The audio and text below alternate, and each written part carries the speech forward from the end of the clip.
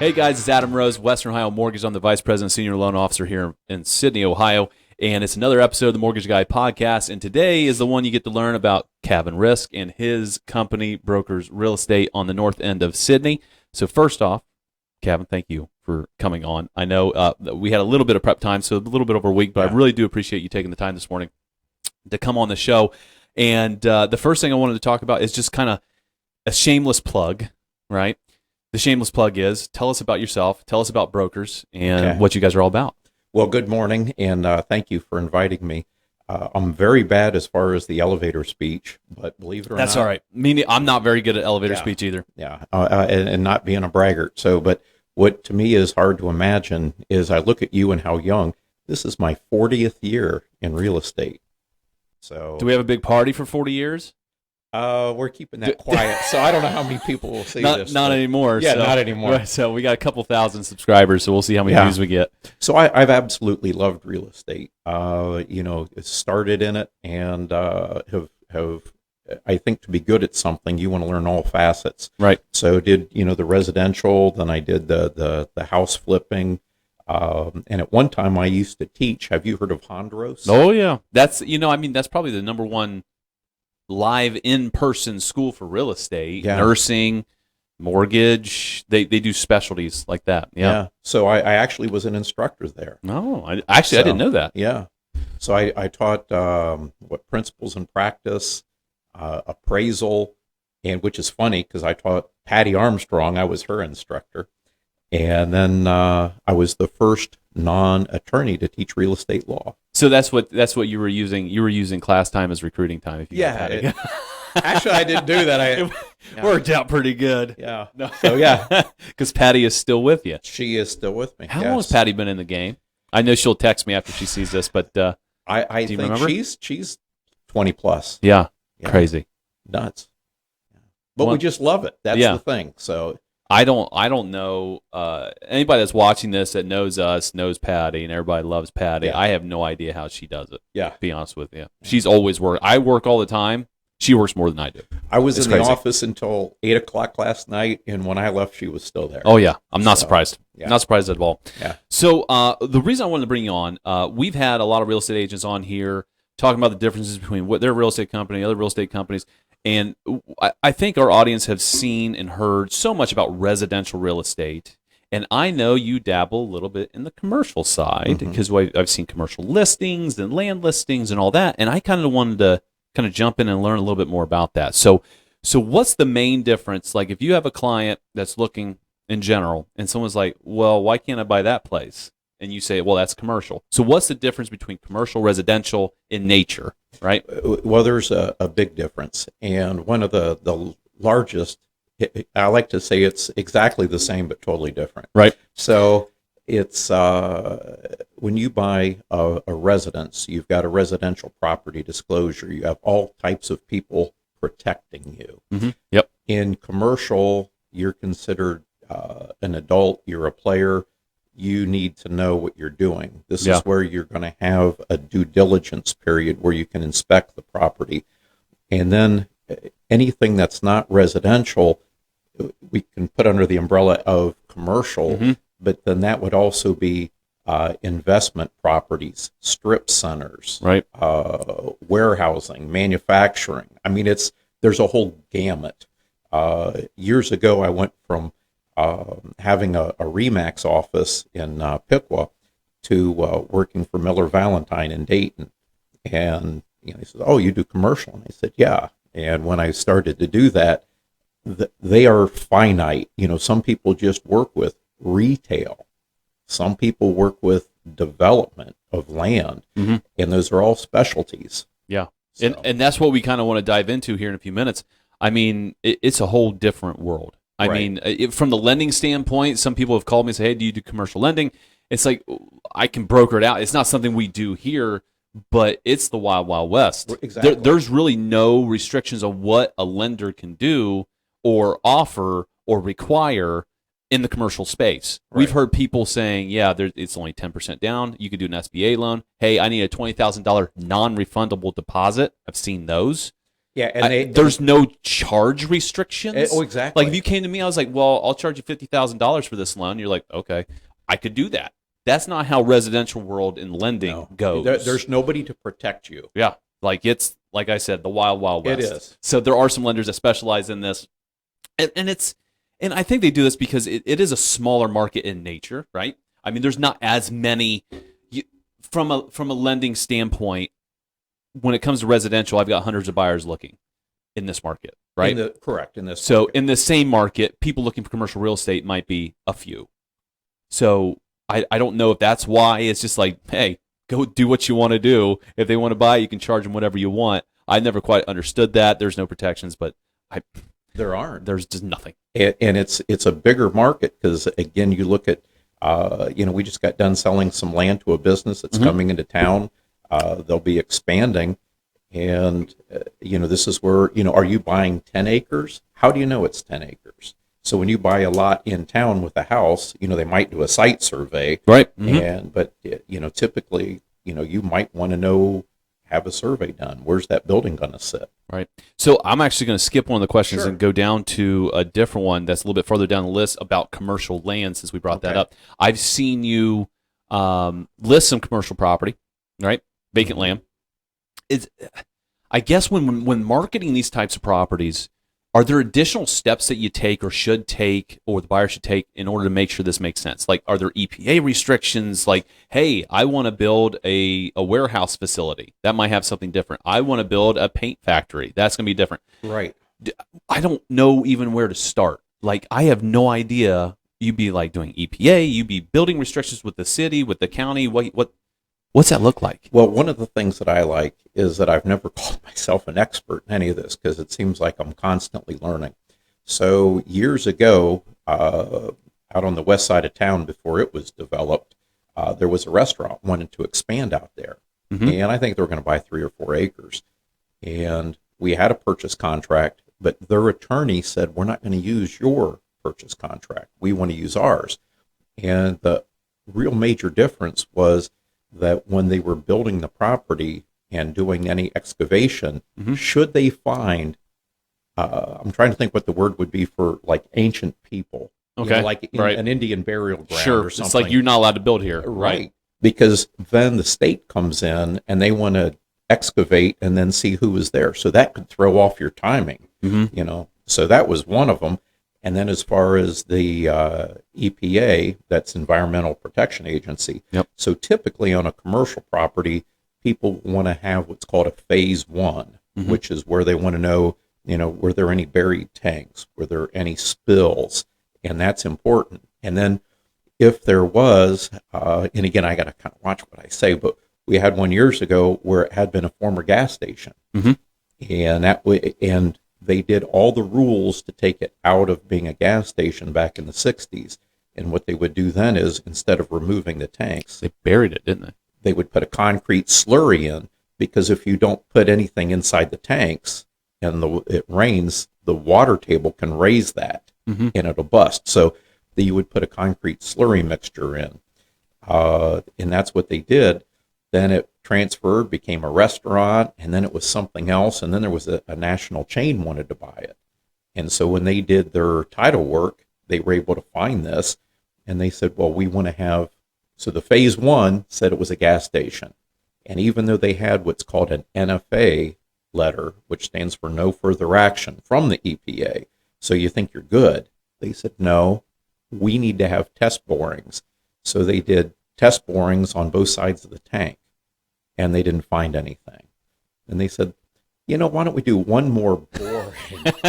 Hey, we didn't find what we wanted. Yeah, there's no violation. No violation yet, but we're going to try to find one. So let's do one more. One more.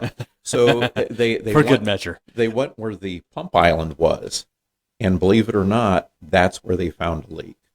So then they had to bust up all that concrete, dig everything up. They brought up the old tank, and they spent a bunch of money. Yeah. So good Lord. So that's called you have a phase 1, which tells you the history of phase 2. Right. Is the borings. Phase 3 is the remediation. And so that went through the whole thing. And then you want what's called an NFA letter. I was contacted by a gentleman the other day where the EPA is now changing their parts per million on some chemicals that could be found. And now there's some monitoring wells that are having to be placed on some other people's properties. So, good Lord. So federal government stepping in. Federal government. Yeah, you got it. Yeah, protecting us. All right. So I wanted to talk about helping clients find retail space. Have you ever done that? Mm-hmm. Okay, very good. So, we're searching for retail space. I assume you get compensated for that. I assume the compensation is a little odd, a little different, but is it worth your time is the question. So what are you guys looking for in commercial space? Like, what classifies commercial rent as a good deal? Are you looking at price per square foot? Are you looking at like traffic volumes? What does this look like? Well, see, you're hitting on all the hot buttons. So yes, yeah.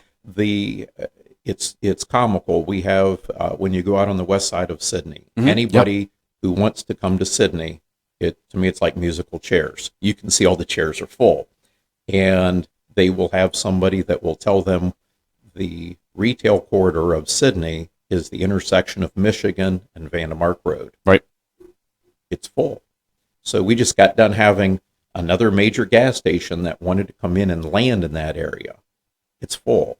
So then they do where they try to put together several parcels.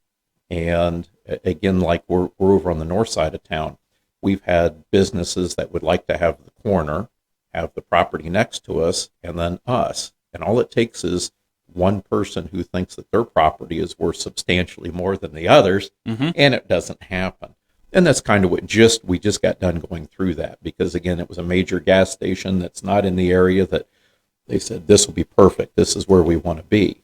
And again, there's people already there. Right. So I was always surprised. We talked about the west end of town, mm-hmm. right? On that, it turns into 47, and there is no gas station. I'm just surprised that there's nothing on Menard's parking lot, Lowe's parking lot, right across the street, because you have all that trucking, you have all those contractors going through constantly. Yes. And that is constantly busy, and I was always surprised by that. And so is there like a minimum, you said multiple parcels together in order to make it work. Is there an acreage? Do we know the size well, so years that you have to have for gas station? Yeah, so years ago, we were involved in the Loves project, and their minimum was like 20 acres. Yeah, that place is huge. But what they do is very smart. Is they're accounting for future expansion, mm-hmm. other types of businesses in the area, and then going back with the amount of traffic. They saw the amount of traffic. They also look at what is the sight distance, that people can see us on the interstate when we put up our sign. How do people know where we're at? So they do a lot of due diligence and investigation. So wherever they land, mm-hmm. but we've now got other trucking companies and truck stops, fuel companies that want to be in the area, and so where do they go? Right. So fortunately, Sydney is blessed. We've got 4 exits. 4. So yeah, you go to the north end a little bit farther. There's a lot of vacancies up that way, 25A. But to get back to your, again, you asked several interesting ones. Right. So you have the land, and then you have, what's the traffic? So it depends. What's the business? If it is a retail business, they need traffic. They need high traffic, high visibility. Mm-hmm. So then what are they going to pay? As opposed to somebody that could be a business that would be maybe more of an industrial client. So they don't need the traffic or the visibility. Right. Their clients are going to be able to track them down. Right. So that would be, I would think less per square foot. What's driving the price the most? Obviously size, but location. Do higher traffic volume areas call for a higher price per square foot because Correct. they charge a per square foot basis, right? That's how you see for listing. a retail. For so retail, let's say right. you're if you're a tool and die shop, mm-hmm. you don't care that there's traffic. We're already here. We're just building widgets. Yeah, we don't care. Yeah, but if we're selling widgets, we care. Yeah, absolutely, and that price per square foot could change. Yes. So that's what I got on commercial. It's very good conversations in regards to the difference between the two, what you're looking for. But you also do, obviously, residential. That's your bread and butter for your office. And I didn't even email you saying that, hey, I may ask this question. But what are your thoughts? What's your outlook on what's going on in our market right now? It's one of the strangest markets. I like to look back at history. And what I see that is very scary And what we're going into is, again, with being in this for 40 years, the first home that I bought, interest rates were 18 to 20%. Right. And that was the norm. That was from the banks, you know. It was credit card. It's nuts, and people were paying it. And similar to what you see that was going on back then was, how do you make $1 million in real estate? You just keep buying it. It doesn't matter what you pay for it, because next month it's worth more money, and and it kept going up. And I see people doing that. I guess I'm conservative, and I hope that's not the case. But yeah, it's inflationary. The interest rates are high. The affordability is terrible. But half the things I get to read every day is that we're about to go into a recession. The other half says the economy's about to take off, and the rates are going to go higher. Yeah. So it's crazy. I don't have an answer on right. that. I mean, well, we get so much misinformation, to be honest with you. Right. The numbers that they look at are skewed. Coming up on an election year, they don't want it to go into a recession in an election year. Right. So they're playing a game. I think we've been in a recession for the last 6 to 9 months. Well, the game that I don't understand Probably is, 9 months. Actually. And I'll ask you this question. I'll turn the table. Oh boy. Yeah, oh boy. Is we see that people are behind in payments. We see that there should be foreclosures. Yeah. Where are the sheriff sales? Where are all these properties? It's a good question. Yeah. It's weird because I actually have some notes and statistics that I'm not going to put on the show. It's actually for the following week's show about how delinquencies are up. Okay, in regards to late payments, 30-day late, 60-day late, 90-day late. Foreclosures year over year are down compared to the same month last year. Yeah. It's very weird. Yeah. Right?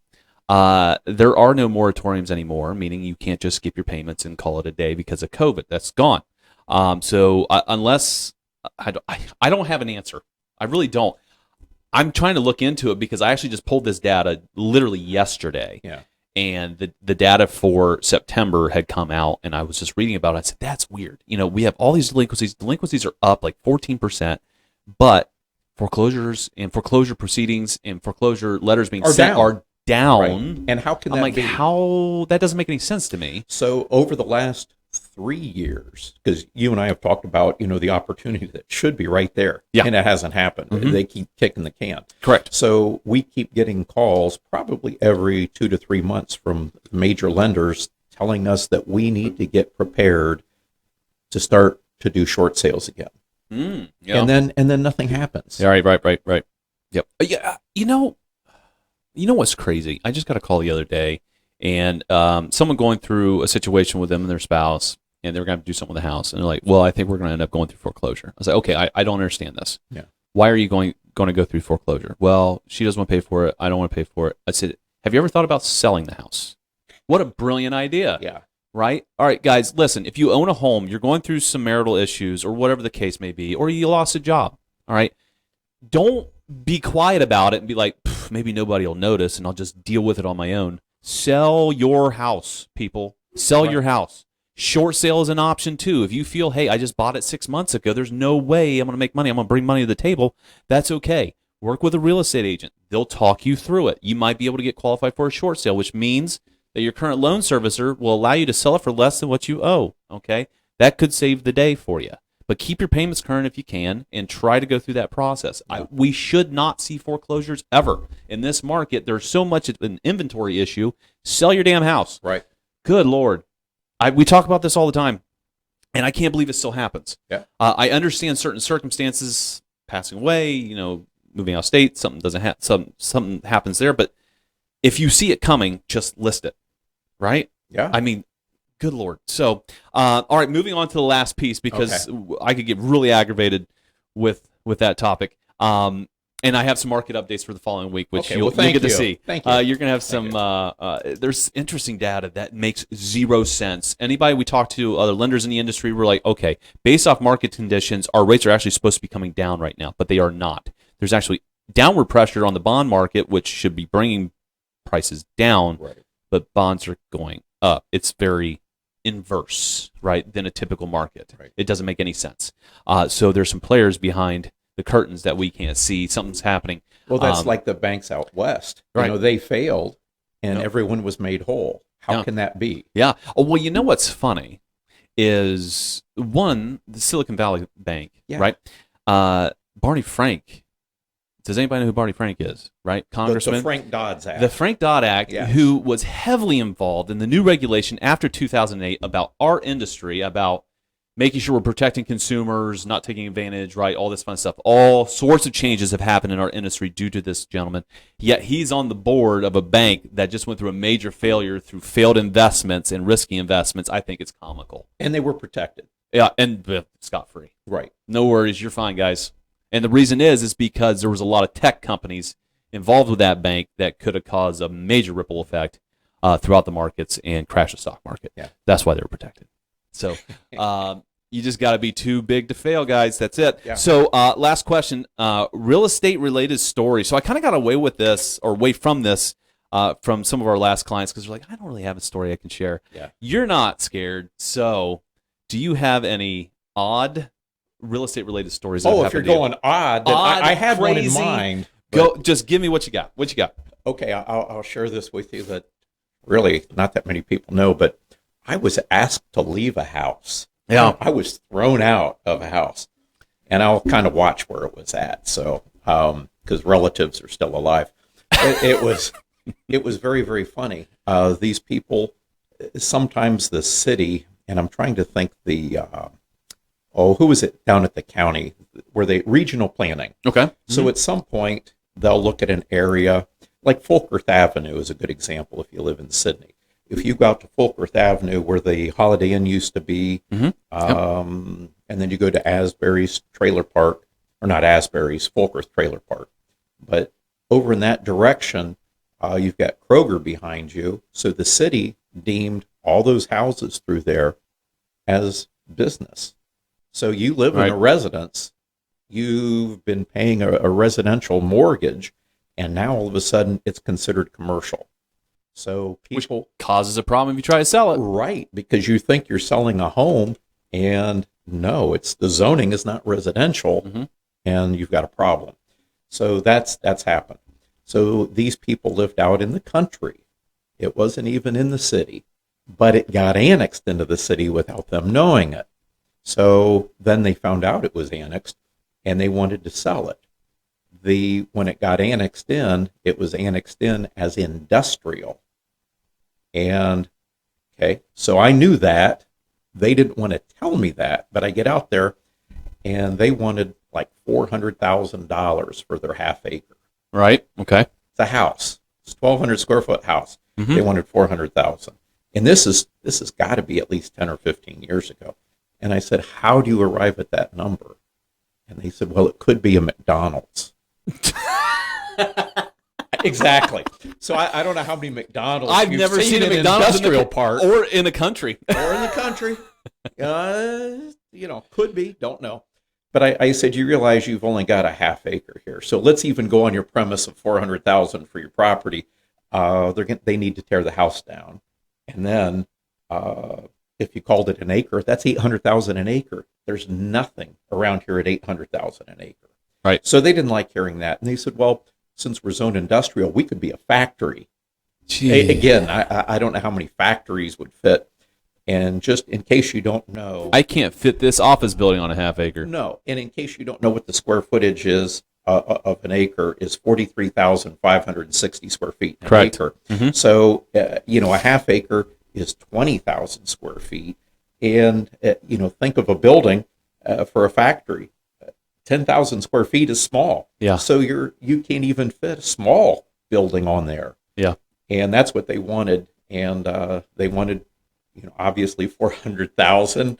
It could be a McDonald's. And I says, and other things, typically I see a McDonald's on corners. And then they had to remind me that if you go to New York City, Jesus, they have McDonald's in line with that's right. Those aren't on corners. Those are the bottom of skyscrapers. Yeah. We're the not same. in New York City. We're the same. Yeah. So they didn't like that answer. And when they said, well, we could be a factory. And, I'm looking at the ceiling. Well, they like normal high, what's your electric power And you were here? being nice about it. I was trying to be as nice as I could. And the owner of the property I think, got it. They had a friend with them, and they were just mad because somebody else told them that they could get a bunch of money. And Yeah. I mean, you can't find any comparables to that. No. And No. it was. I don't even know what you say to people like that. I mean, other than, hey, listen, I can list it, but I'm just going to warn you. Well, to come full circle on the story, it was so funny because then the one person did ask me to leave, and I was real happy to get out of there. And they found an agent who listed it for that. And we're asking that agent because if you're a realtor, you're supposed to do your due diligence. Your due diligence and support that. You just Correct. can't make up numbers. And Okay. Well, you're not supposed to. Oh, you're not supposed to. But we see a lot of people doing it. Yeah, some people. So anyhow, they do that, and it was on the market for a couple years, and then the woman whose house it was, she did call me, and we talked, and she wanted me to sell it, and I told her I couldn't let it go. I says, well, do you remember I was asked to leave here? Yeah, you sure you want me to come back? Yeah, I couldn't let it go. And she said, I agreed with what you said, but she was getting a lot of information from a lot of people, and that none of them were real estate agents or knew what they were talking about. So I felt bad for her. Thought we had an opportunity to get rich quick. Right. Like maybe this was a blessing in disguise, right? Getting annexed into the city and now considered industrial. Exactly. So did that property sell? It did. Okay. Buyers, owner occupied, or business? Do you recall? Oh yeah, it sold. It sold as for use as a residence. Okay. Somebody who bought it as an investment. Okay. And then is renting it out. All right. Fair enough. So good. enough. So you didn't run into a ton of problems on the lending side, at least. That's good. No. All right.